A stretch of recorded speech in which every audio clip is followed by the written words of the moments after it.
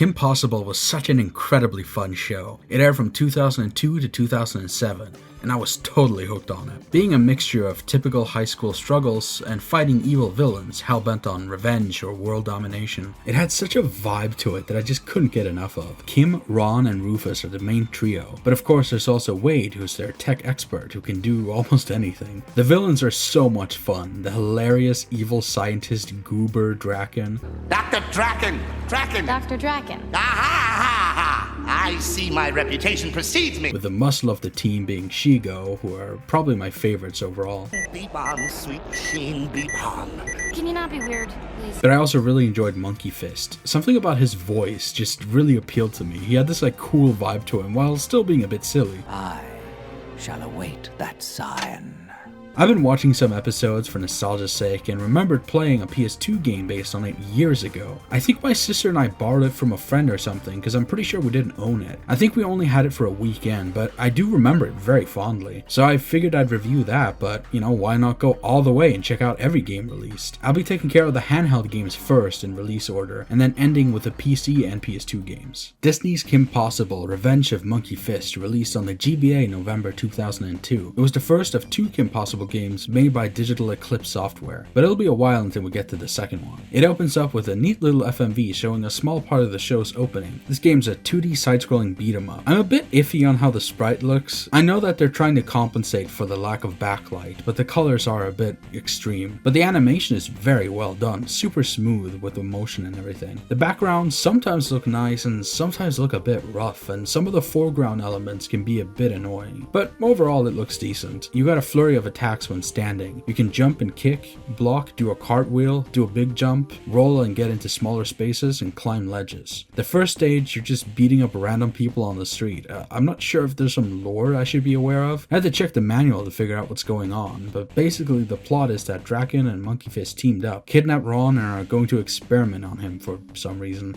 It's all pretty vague stuff. They also use clips from the show that don't usually match what's actually happening in the game. Most of the story is told on the Communicator through text chats with Wade, and that is also how the tutorials are done, just basic text stuff. It's an okay game. I will say it's a bit annoying how you will sometimes need, for example, the lipstick to shoot down a door, but if you run into a different item it switches and you need to go back and pick up the right one. I wish there was a way to just swap, but it's never too big of a deal. The first two bosses consist of walking up to them, spamming your combo 2 to 3 times, and walking away so you don't take damage. Draken is the only one that's a bit interesting with his attacks and stuff, but man does he take many hits. Once he's down, you get another short snippet from the show, and that's that. It's kind of hard to comment on the game because it's just that simple, and it's short too, like under 30 minutes. You can collect art and watch the cutscenes in the gallery, but there isn't much to come back for. You get passwords instead of saves, but that's not too bad for a game this short. Unless you're nostalgic for it or intend to play every game, I'd say skip it. It's super bland. Disney's Kim Possible 2, Draken's Demise, released in 2004 on the GBA, and it's the first one we're looking at that's created by Artificial Mind and Movement. They would make the vast majority of Kim Possible games, 5 in total, so I'm a lot more excited about this game. And immediately this is a huge step up. The opening is longer and it actually has story scenes, so you don't have to read the manual to figure out what's going on. Kim's sprite looks so much better and the animation is still great. The backgrounds can be a bit of a mixed bag, but I'd say it's a step up overall. You have a wheel now to switch between items, which is a great improvement, and the platforming is much more fun. I love swinging from poles or making trampolines and doing high jumps. It throws a lot more stuff at you right out of the gate. It's kinda neat how the tutorial shows you the actions being performed by a hologram and then you're free to give it a go, but it is a little slower than I'd like. At least it's a better way to teach you than the first game. It also saves your progress and you can have multiple saves too. So to start, we're chasing Falsetto Jones to his estate, but Kim gets captured and Rufus has to save her. This part's a bit jank, but I appreciate giving Rufus something to do. You climb, press buttons, and avoid big fan blades. The blades are a bit of a pain to get by sometimes, but the time you have to beat the stage is pretty generous. Getting to the end frees Kim and sends us to the first boss where we gotta move this cage over to the side to trap this vicious dog. It's kinda weird, but I appreciate the creativity. After this we have to stop Killigan from using a big weather machine. They introduce using hot sauce to melt these snowman enemies and melt ice walls or remove ice from the ground so it isn't slippery. And the variety continues by having this small shoot 'em up section, fighting the machine before having a basic basic little boss fight. Next, Ron shows up late at night saying Rufus was kidnapped, so we have to chase down one of the agents working for the villain Gemini. This is where they introduce wall jumps and the ability to stand still and turn invisible. I love how this game keeps trying to do stuff, and it all feels fitting, giving you moves and abilities from the show and making little set pieces. This game just has a lot more effort put into it, and it really shows. I also dig how much the grappling hook gets used this time around. It was in the first game, but it gets much more used and it's really fun. Of course, the last major villains are Shigo and Draken. Shigo has stolen some robot parts, and you have to chase her down. After making it through another level, you get a fun little skating section where you dodge and jump to catch up. You make it to their factory and fight Shigo, then face Draken and a big robot that breaks apart as you go. I gotta say, the boss fights are just way more interesting this time around, especially the final fight. Just has more stuff going on. It is funny that the game's subtitle is Draken's Demise, but when you take them down, it's not like they seem to have died or anything. And while he is the last villain you have to face, he doesn't really take up more time in the game than any of the other villains. But I guess him and Shigo are the most popular ones, so it makes sense to market it that way. Anyways, this game is overall solid. It doesn't blow my mind or anything, but as a licensed GBA game based on a cartoon, it's good stuff. The third GBA game and the second by Artificial Mind and Movement. This is the first game so far to be exclusive to North America, so let's see if it's a step up from the last. It starts up with the same intro, but surprisingly it has multiple modes. Story, multiplayer, which I'm not really able to test, and minigames. There are several minigames scattered across the story mode too. This time the cutscenes play out in more of a visual novel style with talking portraits of the characters that move around a bit or switch positions. It's a neat touch, even if sometimes the characters sort of overlap awkwardly. After coming home from a family trip, someone has robbed Kim's grandma's family photos, which she took during a fight Kim had with Killigan. Meanwhile, Draken is working on a mind-controlling device that so far only works on monkeys. Then we head to the Global Justice Base, and the sprites are a bit different this time around. They added more intense shading for sure, but it works well. You can swap between Kim and Ron using select. This area is one big tutorial, but you'll be given tutorials as you play the missions the same way the last game did, so it's not really needed. The tutorials here mostly focus on basic movement and combat, but if you already know that stuff, you can just play the missions and get the more unique situational tutorials as you go. But it's good to have the option. The first mission is in the jungle. We gotta track down Monkey Fist, where Ron and Kim get separated. I think this game has the overall nicest animations. The way the characters look when sliding down ropes is fun, and look at Ron walking and jumping, he's just so joyful, it makes me smile. But when he climbs, he looks weirdly serious, almost like he thinks he looks cool or something. Kim can swing, climb, and use a grappling hook, which works like before. Ron's movement and combat is a lot more limited, which makes sense, but he can still generally get around. The really unique gimmick he has is using Rufus to get places he can't. You can swap between Kim and Ron and get them to the same places to use certain buttons or switches. I was worried this would get tedious, but for the most part they make it varied enough, making sure the paths Ron and Kim can take will be different, and if you make it far enough to one of these purple checkpoints, the other character will just fast travel to you. It's pretty well thought out. There's also some fun stuff they introduced during the first area, like rocket boots for Ron or wall jumping for Kim. I know this is nitpicky, but I do find it funny how the waterfalls here aren't animated, but the big ones in the background are. Overall though, I do think this is the nicest looking game, especially when it comes to the environments. Everything is well detailed and shaded. We catch up with Monkey Fist, who reveals that Kim's grandma had learned some kung fu at a secret temple many years ago, and Monkey Fist wants to know its location. Although we later get to know that this is all a setup by Draken, and he's just trying to get everyone to fight. This time the Monkey Fist fight involves knocking down these floating heads, and then beating him up. Simple enough. After that, Shigo steps in to snag the album. In between each major area, we also get goofy little scenes checking in on Draken and Shigo. Next up, we got Senior, Senior, Senior, and Junior. We get new gadgets and moves, new puzzles to solve, and new enemy types. And again, this game just keeps switching things up, which is nice, and it's by far the longest of the GBA games. It's almost twice as long as the last game, plus having more side content. After fighting a giant squid robot, Draken and Shigo crash the base and take it over. Draken reveals that he tricked Monkey Fist to steal the family album so Kim would fight him, letting Draken steal his monkey ninjas because, you know, that's all that he can brainwash. After we make it through the senior's place, we get to Shigo and have a really short fight that honestly is really underwhelming. Shigo's such a cool antagonist, and Shigo and Kim have this kind of yin and yang thing going on. You really would like it to be a more intense battle, but whatever. And then we take a short trek to Draken for our final battle. We have to stop him from taking over Canada, which he wants to name Dracanada. He even stamped his stupid face on the Canadian flag, which I found really amusing. It's a pretty simple fight though. Dodge his various attacks and hit this weird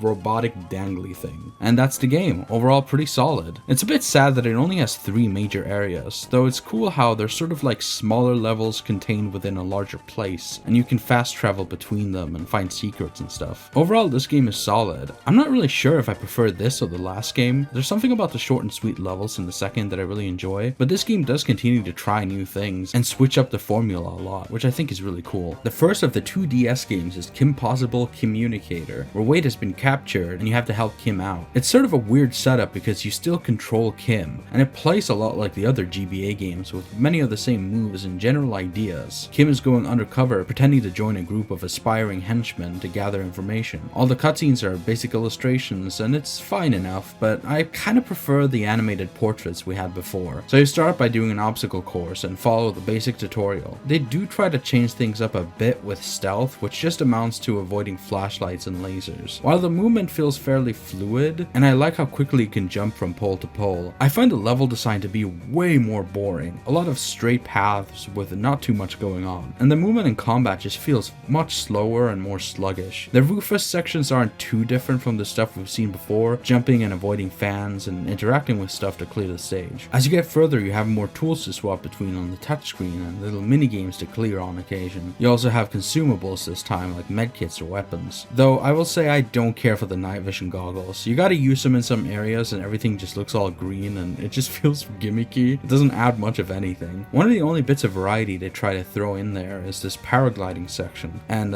it's kind of just nothing. This game is fairly short and I just got bored of it way sooner than the GBA games. And the Draken fight at the end is real boring. You just wait for him to jump at you and then he shoots some lasers sometimes, but it's easy to dodge and that's it. Man, this game is just, I mean, it's not bad, but it's so uninteresting, and I hope the next DS game will be better. And that game is Possible Global Gemini. We're back to the portrait style, but sadly this time it's not animated, and it feels really boring compared to what the last GBA game did. And again, we have to go through a mandatory tutorial, this time at the Global Justice headquarters. You get more tools immediately at your disposal. It feels a bit boring being at my 5th Possible game where they all generally control the same, but I'm still being told how to jump. And in general, I'm just missing the style of those GBA games. They looked a lot nicer. I like being able to see the unique facial expressions, and the animations were so much clearer, more fluid and fun. These DS games look fine, I guess, but they're just so basic. They also removed your ability to jump onto enemies to attack them, which sucks because honestly I thought that was really fun, using their heads like a damn trampoline. Ron's back and he also has his rocket shoes once again. You can get Rufus to hack computers and deflect attacks with a shield. Instead of switching between the characters, you just play one or the other during a level. After the tutorial, Wade tells us Gemini is attacking Global Justice and the main game begins. And for the most part, it's your typical 2D side-scrolling Possible action with, you know, the same controls and abilities we've had for a while now. But the big downside is that they have this new mechanic where to end the level, you need to get one or more key cards, and these key cards are hidden around. So sometimes you'll find the exit and you'll be like, well, shit, that means I gotta go back and find these damn key cards. I just don't think that's fun, like, at all. It really ruined the pacing for me. In between the levels, you get these lengthy hologram sections that are just basic platforming challenges that don't really add to the story and look very plain. The first proper form of variety is almost an hour in, where you race Adrenaline on a snowboard. You control it with a touchscreen, and this is kind of a running theme for the DS games, but it's just fine. Like, it's there. You mostly just go left and right, and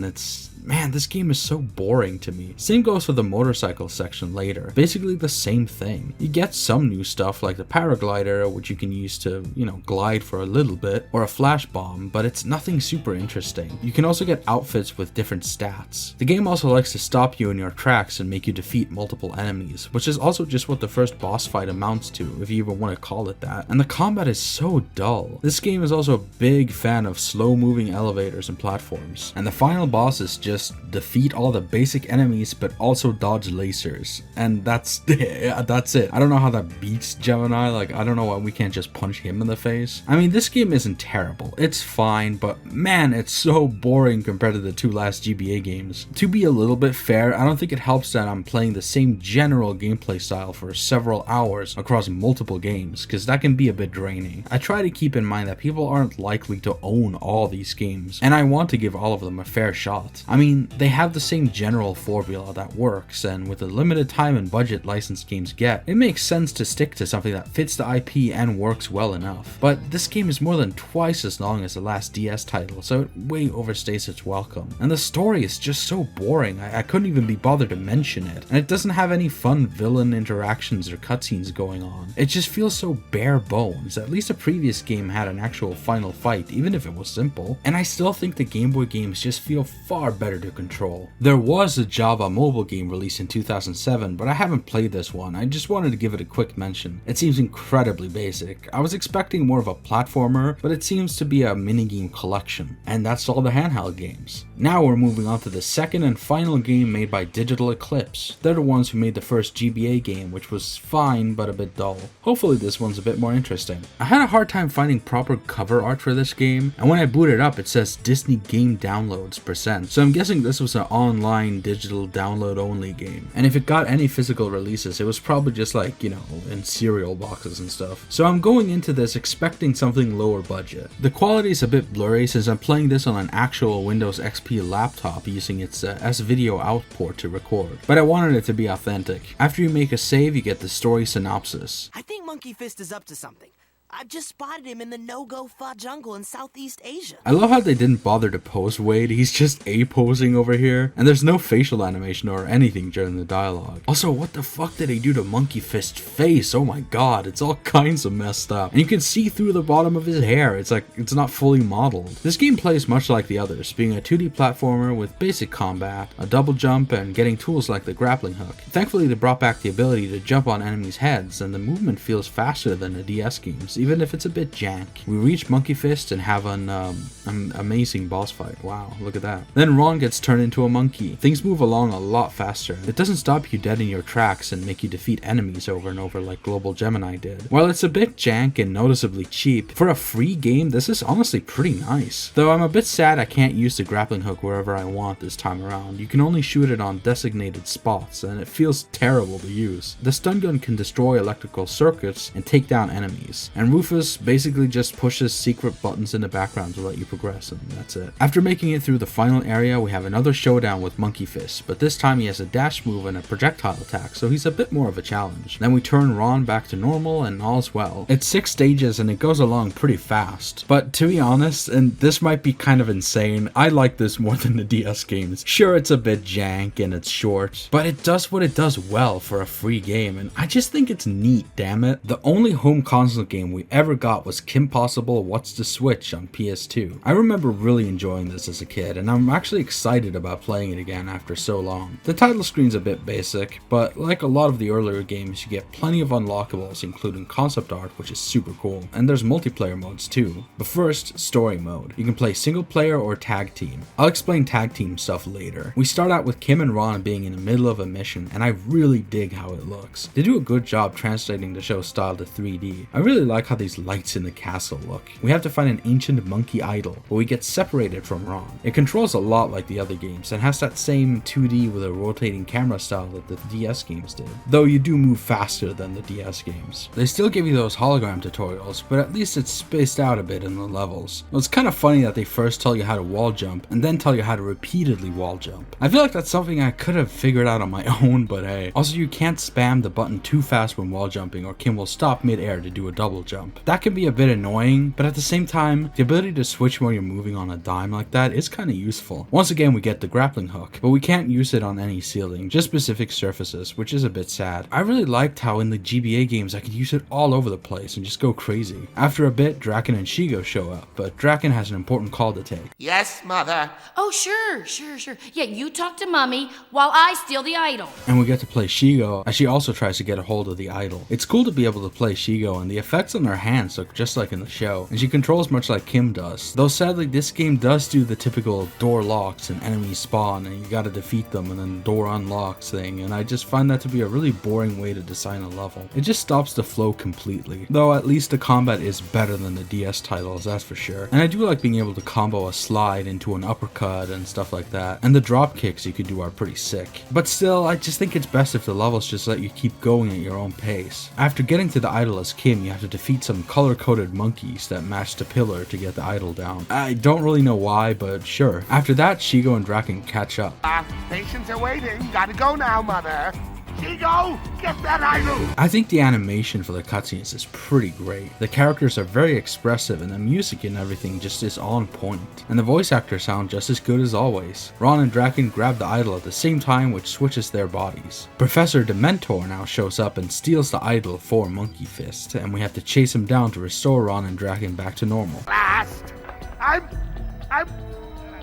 What's your name again? We head off to England and get to use the gum, which can stop enemies in their tracks and keep buttons and switches in place. And Rufus is back to having his own little stages now, climbing walls and jumping around. I think these are my favorite Rufus segments. They feel better than any other version. It's just very smooth and snappy to control. For the most part, the stages have a nice flow to them, where you just keep going and the platforming and swinging around is all generally really fun. I just don't care for stuff like waiting in an elevator and fighting the enemies that come down, or waiting in an elevator and dodging lasers for like 20-30 seconds. It's a bit boring. But something fun is that if an enemy tries to jump on you, or if you slide into them first, you can kind of juggle them, which is neat. At least beating waves of enemies isn't too bad when the combat is overall solid, for this type of game at least. I mean, it's no Streets of Rage, but you know. Also, I really like the loading screens. They show what Ron and Draken are currently doing, while Kim and Shigo are out trying to save them. After nearly catching up with Dementor, Kim and Shigo reluctantly form an alliance to try to take him down and get the idol. I gotta say,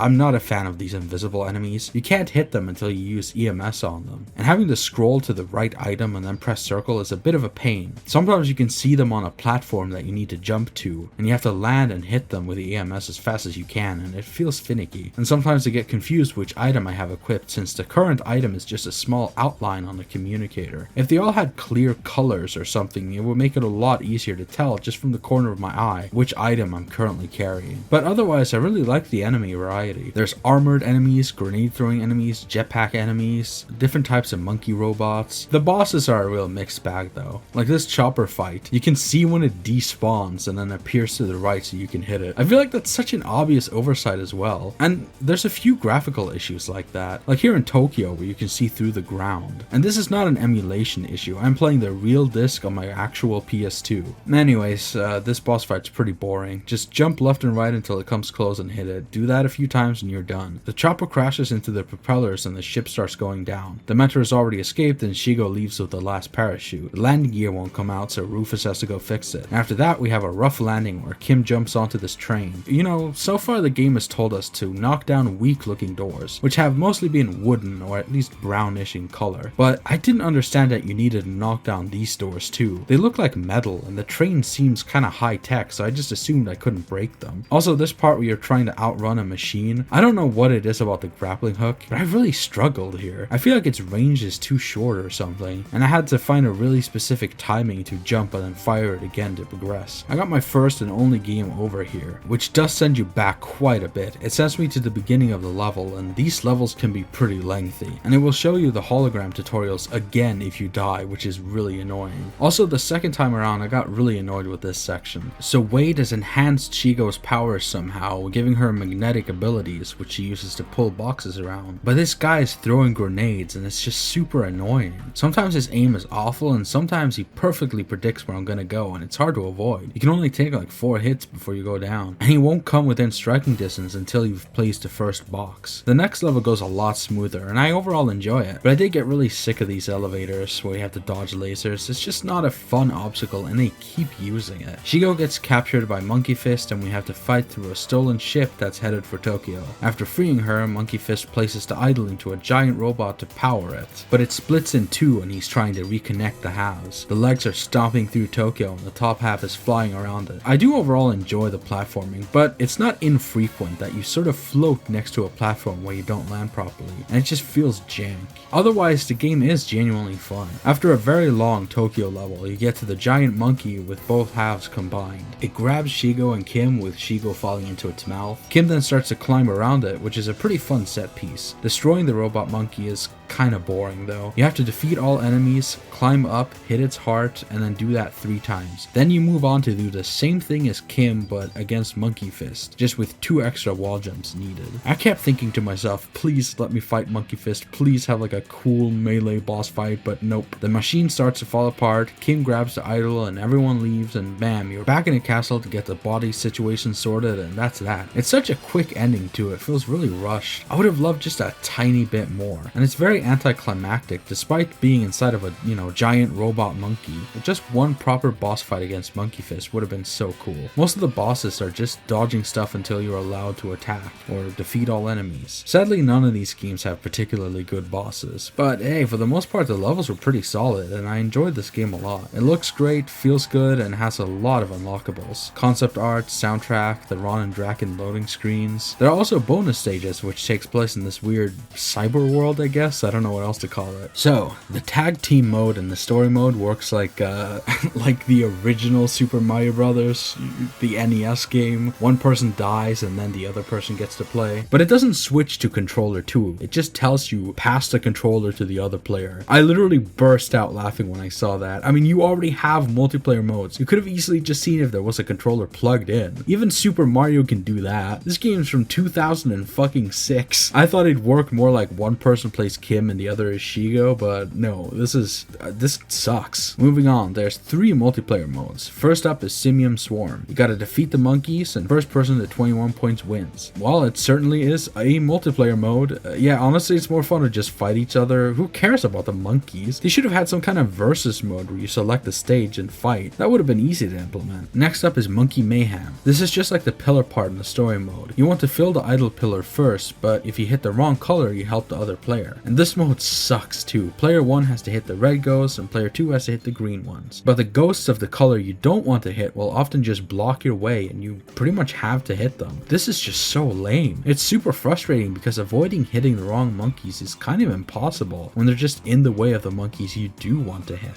So it makes the whole game feel more like RNG. Last mode is Double Doomsday, and again it's a set piece from the story that was kind of boring there, but in 2-player it's, well, actually decent. Just a little bit of coordination and you'll shut the machine off. You get timed, but you could always try to set a record for it. It's alright, and it just sucks that this is the best multiplayer mode the game has to offer. I hope that at least one of these modes will be really fun, but oh well. The rest of the game is pretty good. I'd say it's the best Kim Possible game overall, with the 2nd and 3rd GBA games being close behind. At least this was a less painful journey than playing all the Inspector Gadget games. I mean, overall the games range from mediocre to solid. There isn't really any one game here that's absolutely terrible, but I wouldn't say any of them are amazing either. Though for being licensed games, they're pretty good. Also, happy Pride Month, and I hope everyone has a lovely summer. I'm out here traveling Japan for the 3rd time, so yeah, that's all I got for you this time. Thanks for watching.